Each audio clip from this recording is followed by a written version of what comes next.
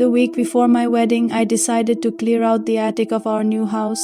It was dusty, filled with forgotten junk left by previous owners. Tucked away in a dark corner, I found a huge leather-bound trunk. Inside, nestled in yellowed tissue paper, was a wedding dress.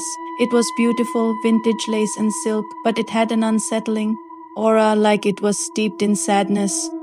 I almost closed the trunk, but then something else caught my eye, a faded photograph. My heart stopped. It was a picture of my Chloe wearing this exact dress. She was standing in our garden, but her smile was cold, her eyes were vacant. It wasn't her, it couldn't be. I ran downstairs, my hands shaking, and showed Chloe the dress and the photo. Her face went pale. "Leo, I've never seen this dress in my life," she whispered, her eyes wide with confusion and fear. "And that's not me. It looks like me, but it's not me." We tried to rationalize it. A doppelganger? A bizarre prank? But the photo was old, printed on thick, aged paper. The feeling of dread was so thick in the room you could taste it.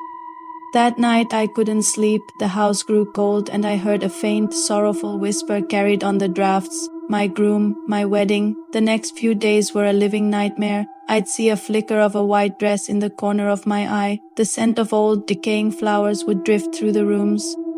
Chloe was terrified. She started having nightmares of a woman in a wedding dress beckoning to her from a mirror. The whispering became clearer. "He is mine," he promised. It was a woman's voice, filled with a possessive, chilling rage. We learned from an old town historian that a bride had lived in our house a century ago. Her groom had left her at the altar, and heartbroken, she had vanished, believed to have taken her own life in her wedding dress.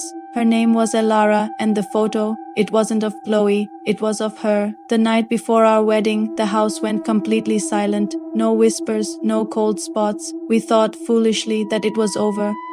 As I stood at the altar the next day, watching Chloe walk down the aisle, a shadow fell over the church. The air turned icy. Behind Chloe, a translucent figure began to form, wearing the tattered lace dress from the attic.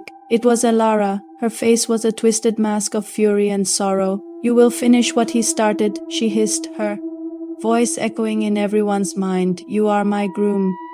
She reached a spectral hand towards me, but then Chloe, my brave Chloe, stepped in front of me. "He is not yours," she said, her voice trembling but firm. She was holding a small silver locket, something her grandmother had given her. "You are bound to this dress, to this house, but you are not bound to him. Your pain ends now. Be free." She opened the locket, and a brilliant warm light poured out, enveloping the ghostly bride. Elara shrieked, not in pain, but in what sounded like a final cathartic release. She looked at me one last time, her expression softening into one of profound sadness, and then she faded away into nothing, leaving only the scent of dust and ancient roses.